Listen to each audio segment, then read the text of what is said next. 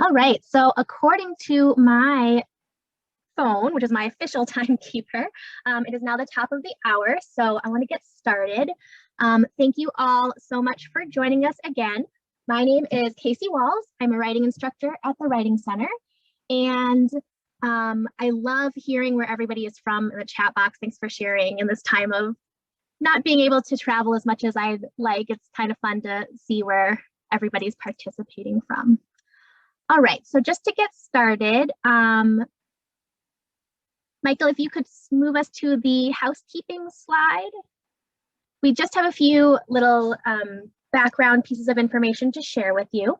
So I've already received a question in the chat about the slide PDFs and a certificate of participation. We're going to put both of those in the chat. So the certificate will come in the chat box at the end of the presentation, and we can put a connection so that you can download the PDF for the slides in there as well. So you'll have access to all of the information, and I really recommend that you download that PDF. As thanks, Anne, for submitting that. It has a lot of active links along with all the great information you're going to hear from Michael today. So it's a really great resource to hold on to. So again, my name is Casey Walls. I'm going to be co-hosting this webinar with Anne Scheel, and your presenter is Michael Dusick. Michael, if you can go to the next slide. Thanks so much. So we are recording this webinar, and it's going to be available by about next week at some point. You should be able to access that. So if you need to leave or you want to come back and review anything, that will be available for you. We also have closed captioning available. Oh, can you go back? Sorry. Thanks. We also have closed captioning available. You can select to start that at the bottom of your screen. And again, you'll be able to download the slides from the chat box. Throughout the session, we're going to have the chat box open, and Anne and I are going to be watching that, so you can send us any questions you have, and we will do our best to keep up with those.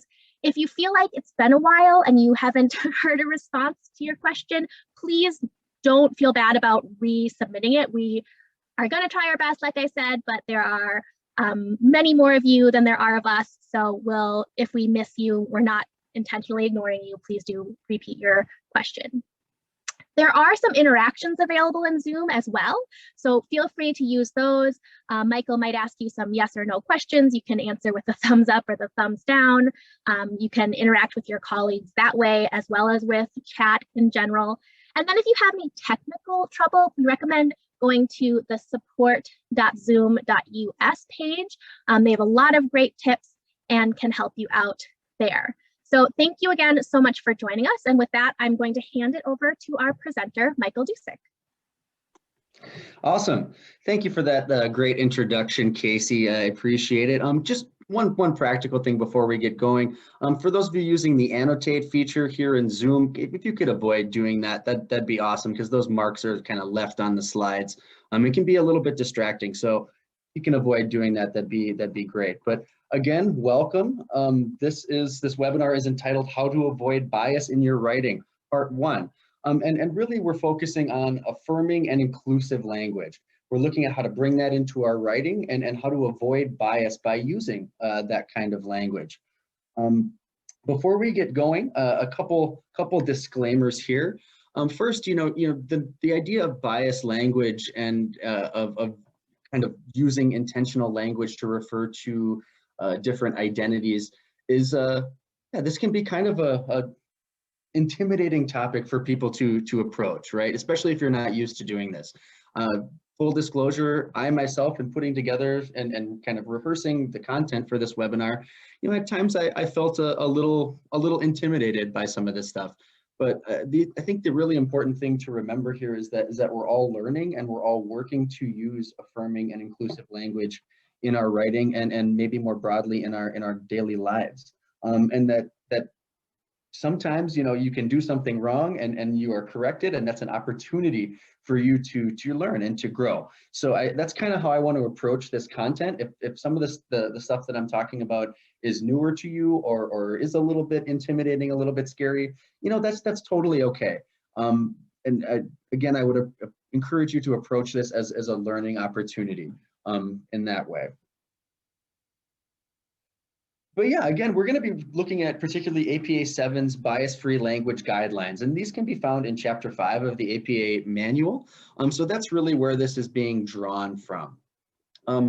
Principles, we're going to kind of break down these principles by topic, right? We're going to look at an overview of some of these, of the larger guidelines for avoiding biased language. We're going to look at some of the common issues that we as writing instructors find in student writing. We're going to answer some questions, and we're going to practice identifying biased language and kind of being able to recognize that in the writing of others. We're going to look at some particular identities and some of the individual characteristics of using bias-free language there, specifically racial and ethnic identities and how to use bias-free language when referring to those groups. Look at how to use bias-free language when we're referring to individuals with disabilities, individuals of different gender identities, different sexual orientations, socioeconomic statuses. We're going to look at how to use bias-free language when we're referring to people of different ages. And then also, this last bullet point here is a new part of the APA 7 manual, looking at intersectionality and how multiple identities can inform a person's individual identity, right? And how these different identities, whether it be a person's sexual orientation combined with their, disability identity, how these can combine, right, to form this kind of intersectional identity for that individual. And again, if this is new to you, if this is something that seems a little intimidating, that's totally okay. We're going to talk through this stuff, and my hope is that you leave here with a better understanding of how to avoid bias and use bias-free language in your writing. Further, then, we're going to offer some resources to help you as you leave this webinar that you can refer back to kind of refresh yourself when you find yourself encountering situations where bias-free language is necessary. And we're going to open it up at the end to a little bit of Q&A so that you can maybe get a specific question that you might have answered there too. Okay. Yeah, bias-free language, this general approach. Before we get into this, I want to talk just for a second about why this is important, what this brings to your writing, right? And in using bias-free language or avoiding bias in your writing is kind of twofold. It has a twofold benefit to you. One, you never want to alienate your reader, right? You never want to kind of put your reader off as they're reading your writing. You want to, the reader to really be more focused on the quality of your argument rather than some of the language language features that you're using to describe that. Or better said, you want the reader to be more concerned, again, with the quality of the argument you're putting forth rather than the language that you use to do so. Okay, so doing that and using bias-free language allows the reader to really stay in your argument and fully engage with the points that you're making there. So that's one reason why using bias-free language is important. The other reason, and this is perhaps even more so, when you use biased language in your writing and the reader recognizes that, it really calls everything that you're doing into question, right? It has a way of coloring or tainting your argument as a whole. So if the reader comes across your work and they see bias being displayed in the language that you're using, it calls a lot into question there, right? So just really be cognizant of that. And we're gonna talk about some of ways to avoid that, but that's really what it kind of brings to you, right? Is it allows the reader to stay in your argument, one, but it also builds your credibility as an author, right? And allows you to be more credible to the reader, which is always a good thing, right? We want the reader to take our arguments as credible. So to look at some of these general approaches and general guidelines to using bias-free language as a kind of an overarching ethos here, this heading I think is kind of an important one. Proactive inclusion instead of passive respect. Now, as we were putting this presentation together, Anne and Casey and myself talked about kind of our own interpretations of this heading and what this could mean in terms of using bias-free language and what APA really meant by this. And I think when looking at this phrase, it's really less about following specific guidelines based on the manual, and it's really more about proactively working against exclusion through your language, right? So it's not enough to be this passive respect thing where you're maybe switching one word that you use for another based on a guideline in the APA manual. I mean, that's good, but really what APA wants you to do is really be proactive in this and engage in these conversations surrounding some of the identities that you're dealing with.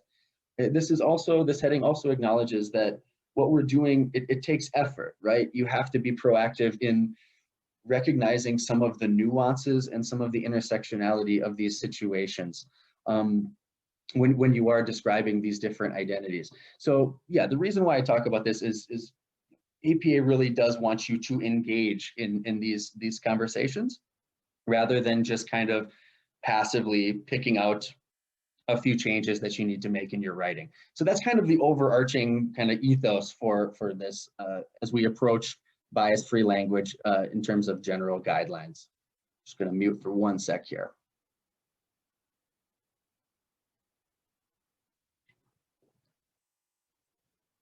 Thank you. I had to take a drink of water. But so yeah, to look at these general guidelines, first, we want to prioritize people's humanity. So we're using adjectival forms, or exactly, prioritize people's humanity. So using adjectival forms or descriptive noun phrases. And so really we want to choose labels when we're describing different identities. We want to choose labels with sensitivity, ensuring that the individuality and the humanity of a person is respected, right? So a couple of examples here that I picked out. You don't want to use language to refer to a group like the poor, right? Or depressive people or depressives, right? You want to use this people first language. So instead of saying the poor, you would say something like people living in poverty, right? In that way, we are acknowledging the humanity of that group and of that individual there. Instead of saying like depressive, you would say something like individuals with depression or individuals suffering from depression, right? Again, acknowledging a person's own humanity as being the central aspect rather than being defined by something else, right?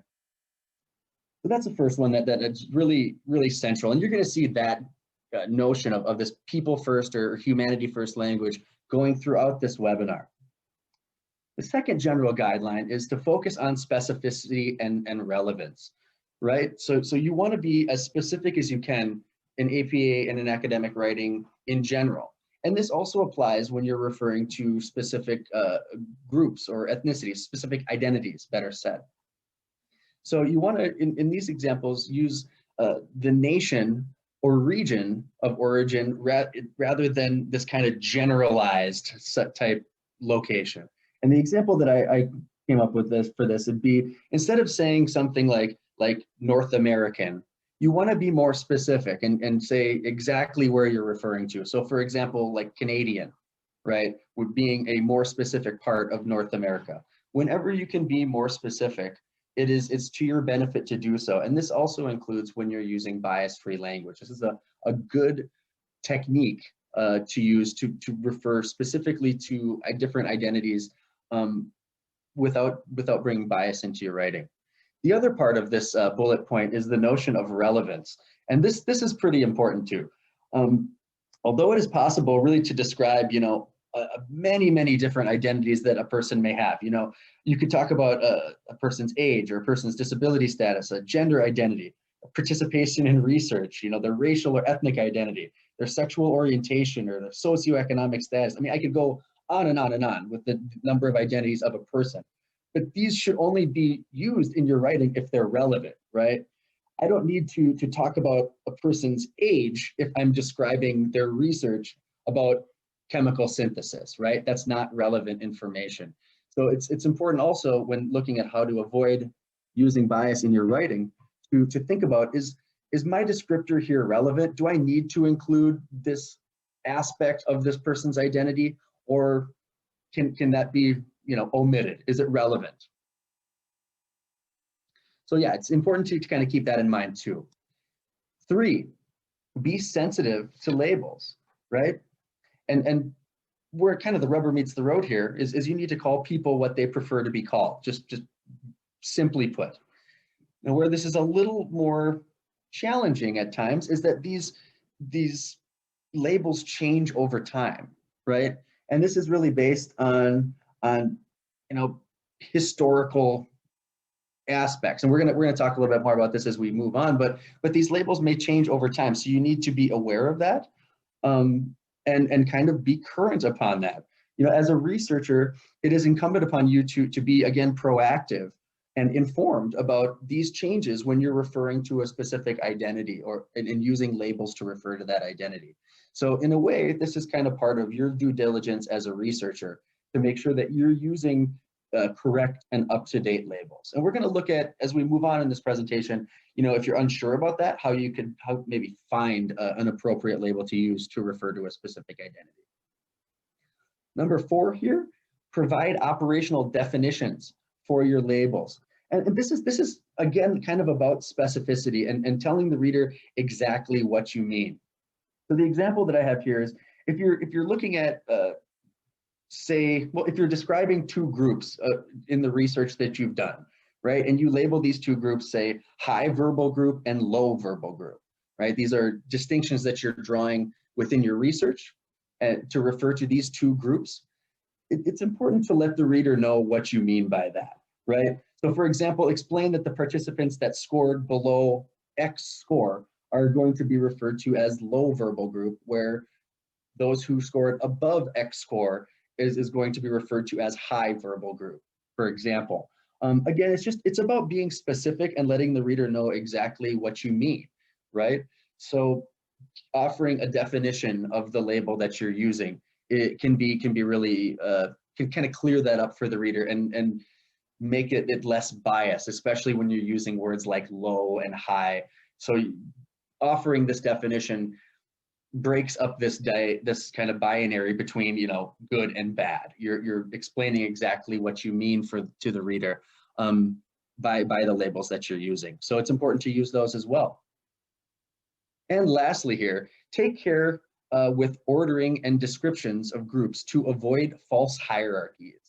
Right, so some of you might not be familiar with this term. A false hierarchy occurs when an author uses one group, usually the group that they belong to, as the standard against which others are judged, right? And what this does is this creates it stigmatizes difference, right? It creates this normal versus abnormal binary where everything is compared to what is thought of as, in air quotes, normal, right? And so this is what's referred to as a false hierarchy. It's a hierarchy that isn't actually there, and you're just setting up a comparison that stigmatizes difference. So again, really be cognizant of when this may be appearing in your writing and avoid doing that, right? So before we move on, these are kind of the general approaches and guidelines that APA talks about when they talk about avoiding biased language. And I think this is a great place to start, right? But again, we always want to be proactive. We want to be engaging in this kind of conversation and in combating exclusive or excluding language within our writing. So then, okay, from there, let's take a look at some of these different topics, these different kind of identity categories or identity topics, if you will. And we'll talk about how these can be treated subtly differently, and talk about maybe some of the examples of issues we see in student writing related to these specific topics. So to begin with, we're going to talk a little bit about racial and ethnic identity and how to avoid bias-free language when you're referring to racial and ethnic identity groups, right? So again, as I mentioned on the previous slide, terms change over time because of that group's preference, or also because of negative connotations and legacies of negative connotations historically. A label for one group that was perfectly appropriate 50 years ago oftentimes is not still appropriate today, right? Because of those legacies of added negative connotation. So when referring to a racial or ethnic group, you need to be cognizant that these terms can change over time, and that you as the researcher need to find the the most up-to-date way to refer to that ethnic or racial identity.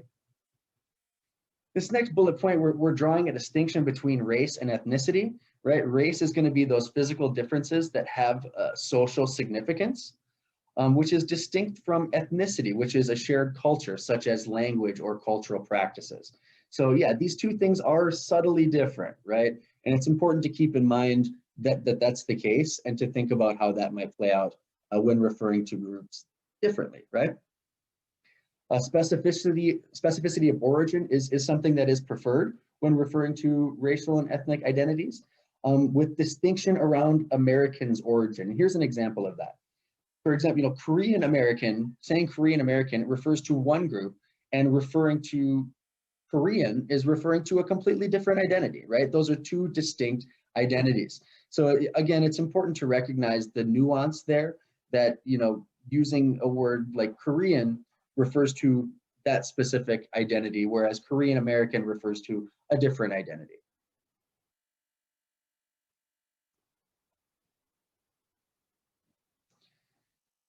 Yeah, again, guidance, continue from the last slide. You need to get some guidance on currency of preferred and outdated terms in different groups, right? And so again, go to a group that is engaging in advocacy for this specific identity.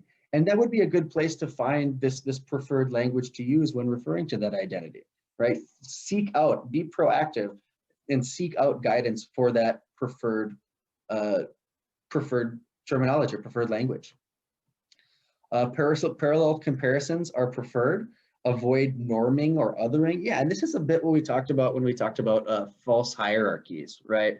And avoiding them. Right? You don't want to set up, when you're maybe talking about identities, or talking about them in your research, you really want to avoid referring to them as one is kind of the standard and the other identity is the other, right? We're trying to remove that kind of bias, binary from our writing. So it's important to kind of think about that and to try to remove that. Take care with collective terms for non-white racial and ethnic groups, right? Be intentional about the language that you use referring to these racial and ethnic groups, or these racial and ethnic identities. You also want to avoid the term minorities and avoid assumptions about socioeconomic status. I'm going to talk about this a little bit more on the next slide too, but the word minorities is really, it's really fraught with other trappings and other ideas that come along with this.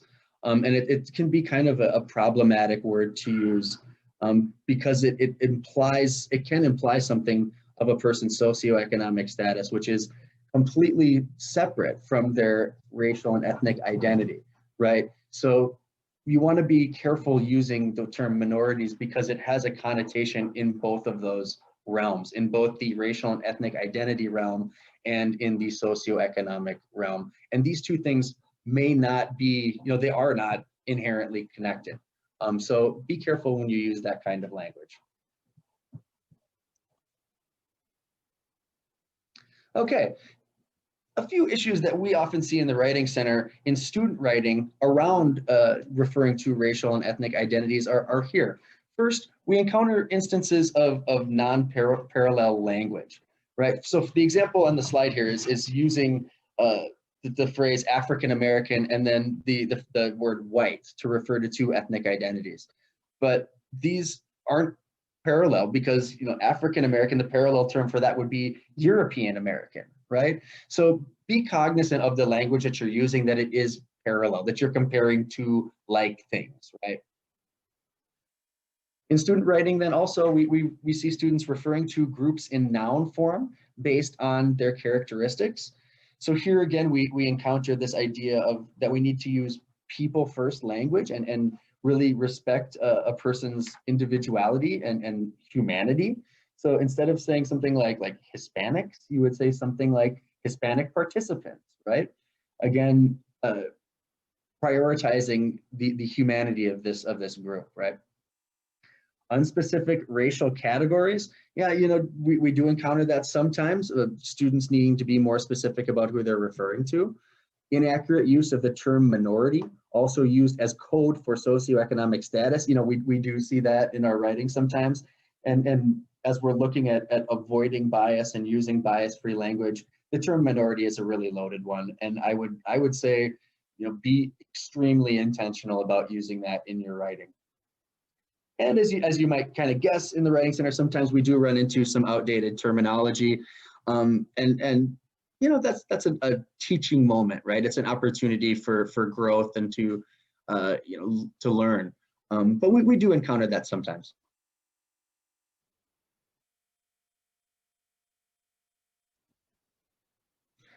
Okay, so here would be kind of an anticipated question. Is Caucasian an appropriate term to use instead of white? And the answer here is as follows, right? APA discourages the use of Caucasian, the word Caucasian, as an alternative to white or European because of its racist origin. Instead, APA uses white and black as parallel terms. When possible, APA recommends being specific about regional or national origin. And our example here would be Scandinavian or Swedish. So the word Caucasian is something that is discouraged in APA style. Instead, as you can kind of see the theme here, APA wants you to be as specific as possible. So using white or black or Scandinavian or Swedish, these would be, again, a more specific way to refer to the group that you may be referring to as Caucasian. All right, so here let's take a second and let's take a look at these two examples. And what I'm looking for you to do is select the best option for affirmative and inclusive language of these two. And I'll have you launch the poll. There we go, here we go. Take a look at these two options and select the one that the best option for affirmative and inclusive language. The options are as follows. I plan to study schools with underprivileged minority students, or versus I plan to study underfunded schools with majority Black populations.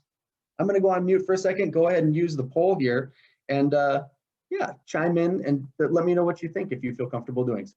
It looks like about 78% of you thought that the second option would be the better option here. And that is actually the case. What we're doing here is as you look at this first sentence, you know, using that term minority, as I mentioned in my discussion here, is one that's it's a pretty loaded term. So for affirmative and inclusive language purposes, using something like majority Black populations would be a more inclusive and affirmative way to put that. So yeah, you guys were right on the ball there. Thanks for your participation.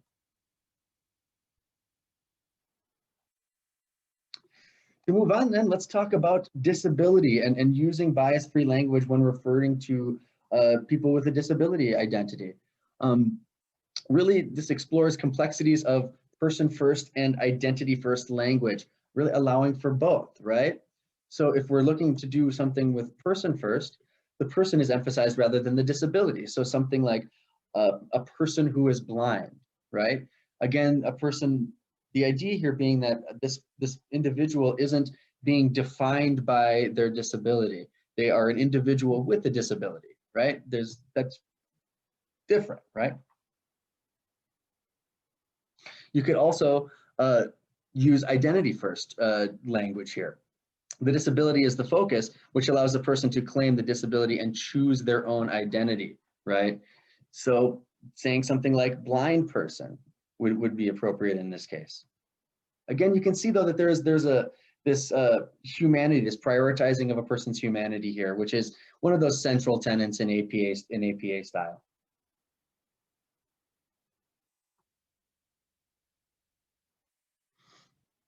To continue on then, you know, you really want to defer again to group and individual preferences. And this was one of our general guidelines here as well, right? We want to always, you know, refer to people as they wish to be referred to. Be sensitive to these labels was the bullet point from our first slide. So again, defer to group and individual preference. Express preference of people with disability regarding identification supersedes matters of style.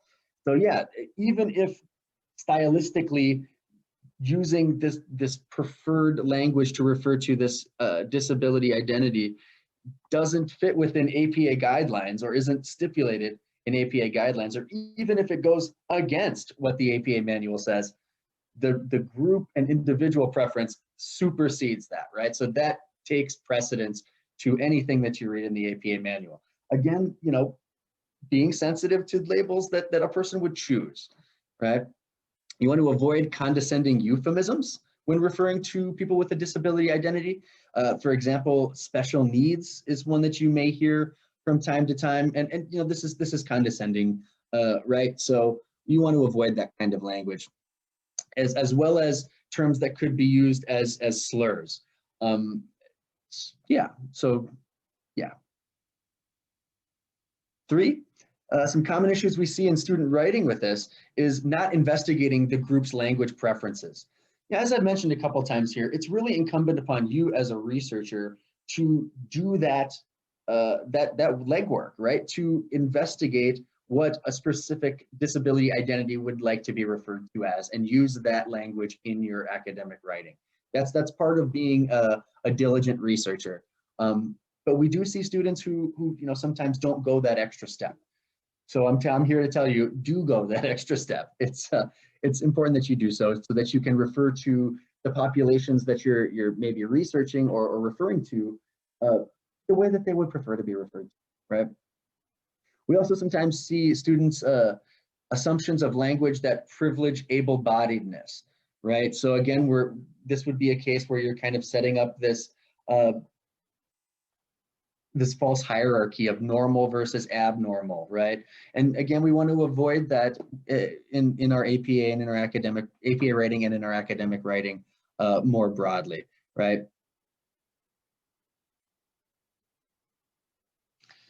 Here's a common question. Some groups of people prefer people first language while others prefer identity first language. How do I know which one to use? That's a fantastic question, right? Because, you know, different identities do things differently. So how do I know, right? APA encourages writers to consult self-advocacy groups and people within the communities for guidance. When that isn't possible, writers can use either approach or mixed approaches.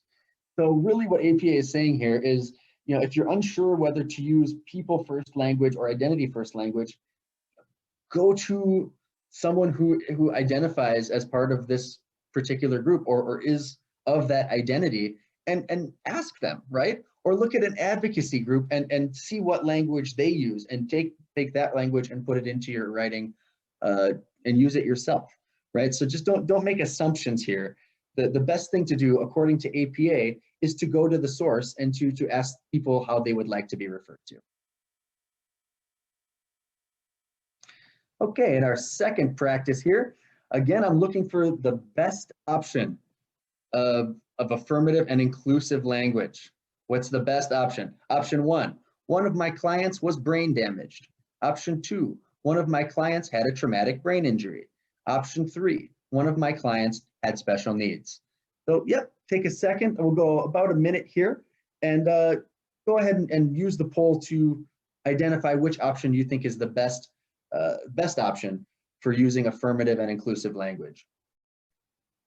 Okay, awesome. Thank you guys for participating, for those of you who felt comfortable doing so. Overwhelmingly, the second choice was voted in our poll to be the best option for inclusive language. And yeah, that is the correct answer here. As we're looking at our first option, use of the words brain damaged is not inclusive or people first language, right?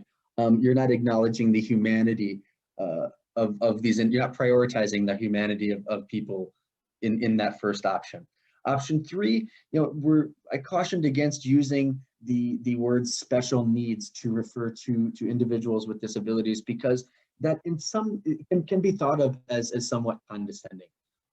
So, you know, definitely be careful with how you use that particular phrase. In this case, one of my clients had a traumatic brain injury would be the best example of inclusive language, because again, we're prioritizing this person's humanity, and we're also being specific.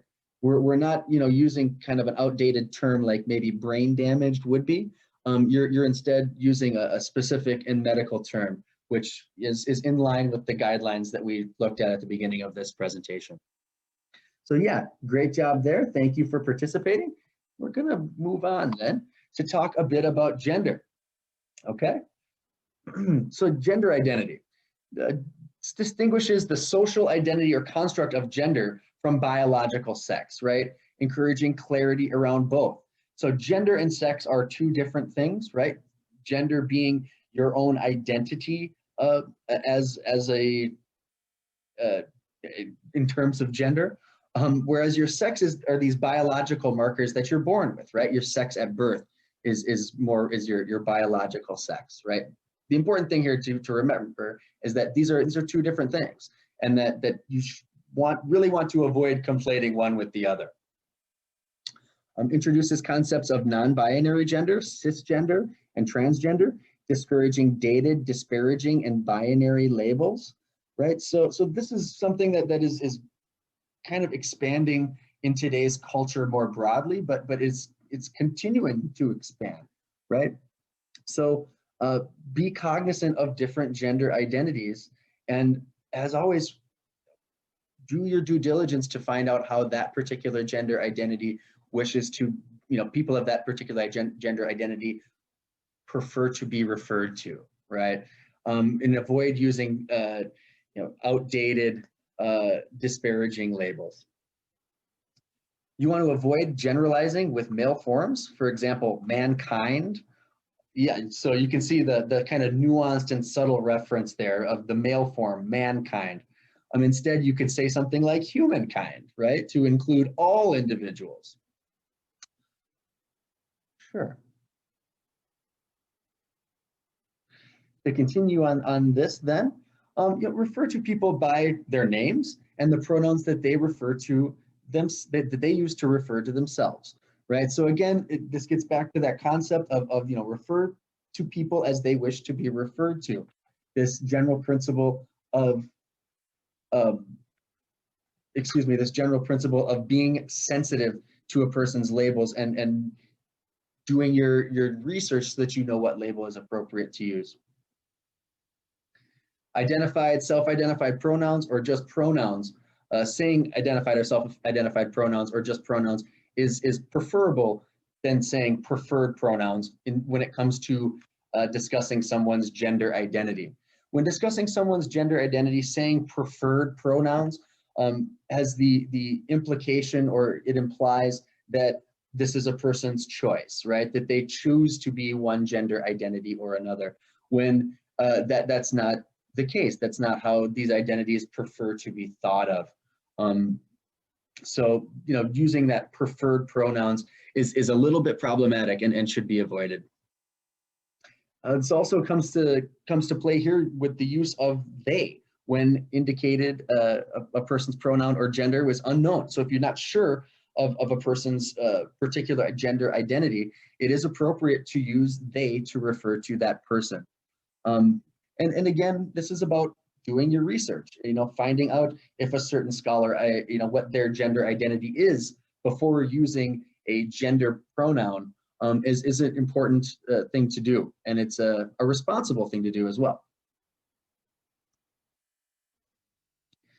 Common student issues around gender identity that we often see is this non-parallel language, students referring to women and males. So, women being a one term and the parallel for women being men, right? So using parallel language, or females and men is not parallel.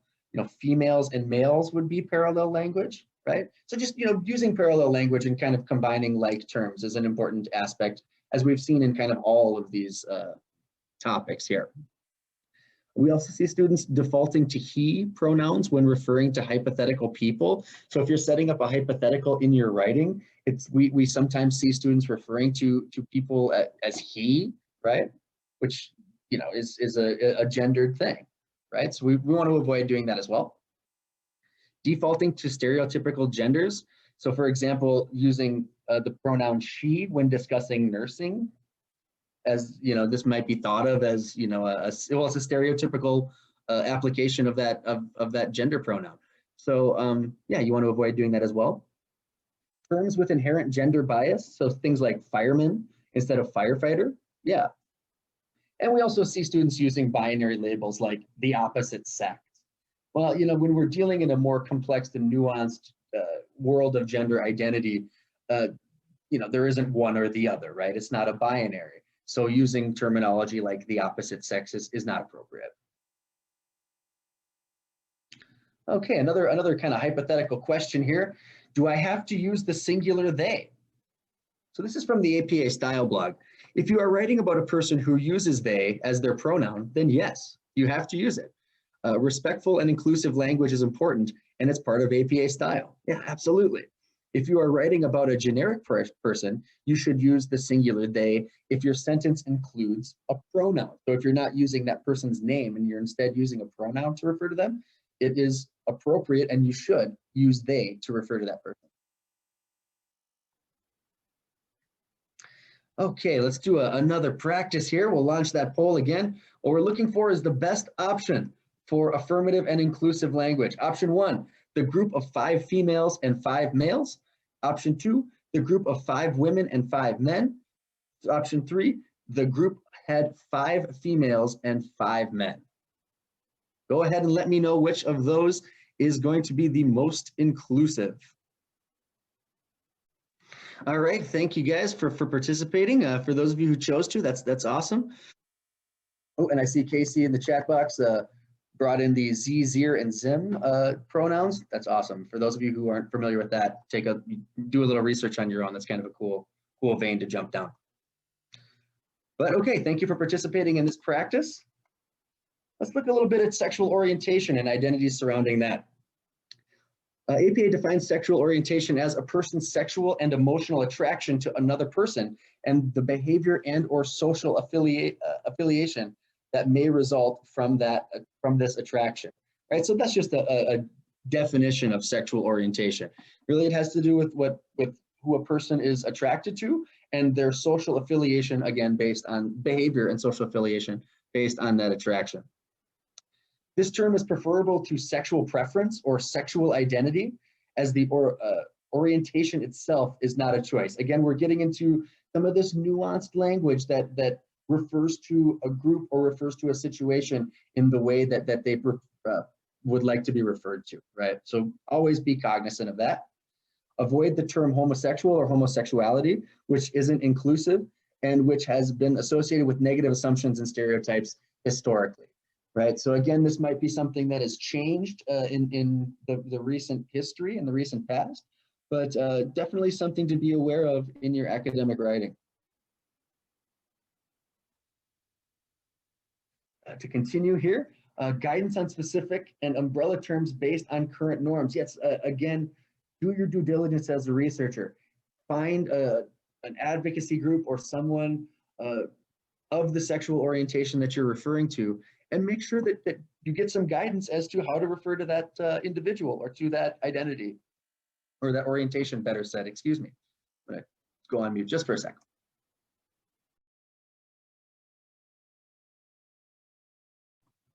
Thank you. And again, it's important to remember that sexual orientation is not binary and that it's not directly related to a person's gender or sex, right? So these are separate things. A person's sexual orientation is different from a person's gender, which can also be different from a person's biological sex. So it's as researchers, as academics, it's important to think of these 3 things as separate and kind of treat them as such, right? To recognize that one does not determine the other. As we're going to move forward here in the next few minutes, we're going to think about intersectionality and how these things might influence one another, but one does not determine another. Right? A person's gender identity does not determine their sexual orientation. Common issues in student writing, categories that assume a binary or a heterosexual identity. We do encounter that in student writing, and that's something that, again, should be avoided. For the sake of time, I'm going to kind of skip over this anticipated question. But for those of you who've downloaded the slides, definitely take a look at this. It has some really great information on kind of the changing language to use around sexual orientation, and it can be really useful. So take a look at that. And we're actually I'm gonna jump through this practice too, in the interest of time, okay? Again, okay, so then let's move on. We'll talk a little bit about socioeconomic status here. Includes income, education, occupational prestige. So this kind of socially given notion of what's a prestigious job, right? And other elements of social status and class. So we're talking about status and class here when we're talking about socioeconomic status.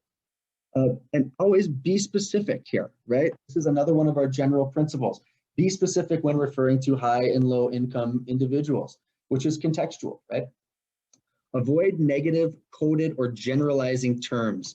Yeah, using the phrase like inner city that's a super loaded term, and I would really encourage you to avoid using that, because that's not so much a geographical place as it brings up notions of socioeconomic status that are negative, and not necessarily true, right? So you're being too general when using a term like that, and you're using really loaded and biased language, excuse me. Use strengths-based language rather than deficit-based. So like, for example, instead of saying people with a high school education, or excuse me, instead of saying people without a college education, that would be a deficit-based language, you would say people with a high school education.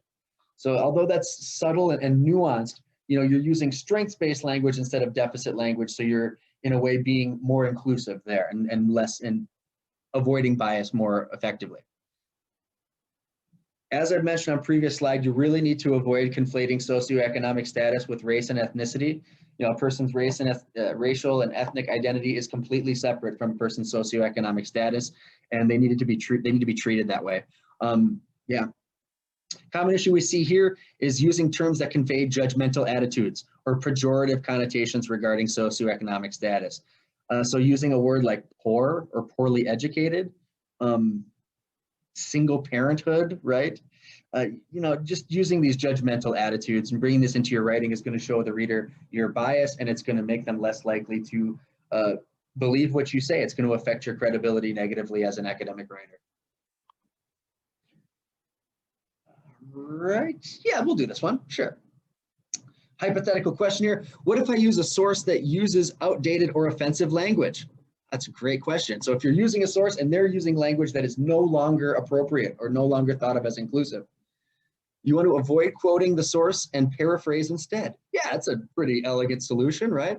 Put it in your own words, which includes inclusive language, which will allow you to use inclusive and affirmative language. Yeah, if it's necessary to use the source's language, include a statement in your writing. Including a statement in your writing can help acknowledge the problematic language to the reader. So if you have to use a quote, acknowledge that. So, acknowledge to the reader that this is using problematic language. But the best way would be this kind of elegant solution where, yeah, I'll just paraphrase this passage and use language that's appropriate for today.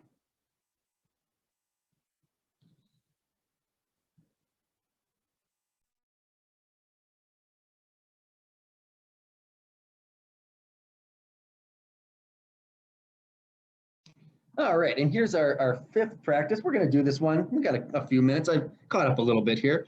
Again, we're looking for the best option for affirmative and inclusive language here. So option 1, in my job, I work with the homeless. Option 2, in my job, I work with people who are homeless. In my job, option 3, in my job, I work with people experiencing housing insecurity. All right, awesome. So yeah, you guys were pretty on top of this. The third option would be the most inclusive language. Instead of saying homeless here, we're saying experiencing housing insecurity. And the word homeless is kind of a loaded phrase, right? It brings in a lot of other connotations that aren't necessarily that aren't inclusive, right? So although the second option is using people first language and is prioritizing a person's humanity, the best option would be option 3 here. Let's talk a bit about age, gender and sex terms by age. So one thing that you want to avoid, let me start over.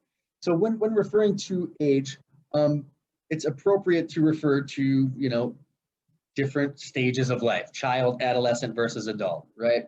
and use age-appropriate words such as boy or man instead of male, right? So be specific here as kind of our overarching theme.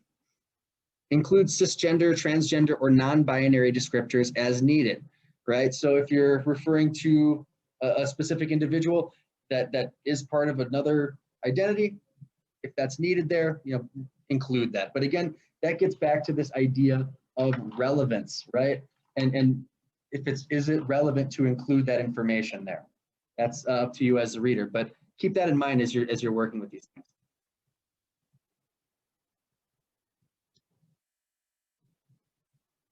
Yeah, we really want to work to have clarity on older adults. Avoid these general terms such as seniors or the elderly, right? These are too broad, too general. Terms beginning with older are accepted, so things like older adults or older patients are really preferable. Whenever possible, again, be specific. So include specific age ranges or averages whenever that's possible. And avoid conflating old age or older individuals, older age with infirmity or disease or disorder, right? These two things aren't necessarily connected. Older individuals can be very healthy and very vibrant, right? So don't assume, or in your language, in your writing, conflate being in advanced age with being infirm or anything like that, right? I'm gonna blow through this one in the interest of time. We're gonna do this one practice, however. Again, we're looking for the best affirmative and inclusive language here. 3 options. The researchers studied adolescents, the researchers studied adolescents aged 13 to 17, or the researchers studied adolescents under age 18. What's the best option here? Okay, yeah, it looks like you guys are on top of this one too. The best option is option number 2. The researchers studied adolescents aged 13 to 17. There we're using specific language to refer to a person's age group, adolescents, and we're also offering the age range so that the reader knows exactly what age range of people we're referring to there. Again, this is about being as specific as possible, which is one of our overarching guidelines in avoiding bias in APA. Okay, one more quick section here before we get to offering some resources. It's this notion of intersectionality. And APA defines that this way: the way in which individuals are shaped by and identify with a vast array of cultural, structural, sociobiological, economic, and social contexts. So it's the way that these different identities can come together, right? And how an individual can be shaped by multiple things, which is pretty cool. There's a new section in APA. So for those of you who are interested in reading the manual, and I know I can just hear all of you saying me here, you can check that out. It's actually pretty interesting reading. In a study, writers should identify individuals' characteristics and group memberships and describe how these intersect in ways that are relevant. So here again, we're talking about relevancy, and including that if that's important. These intersection of these different identities, if that is again relevant in your writing. And I think we're gonna go through this practice so that we can get to kind of our resources thing before we get to time here. And I apologize for falling behind, but yeah, I think this would be better. This time would be better spent looking at the resources here.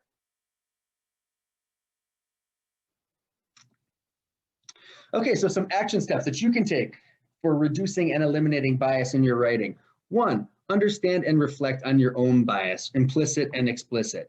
Yeah, so the reality is that we all come from different backgrounds, different cultural backgrounds, and we all bring something of our own individual bias to the table. So being open, reflecting about that, and reflecting honestly about that can be a really good way for you to start eliminating or reducing bias in your writing. 2, be aware of these general APA guidelines, right? So that you can refer to Chapter 5 in the APA manual as needed to help you with that, excuse me.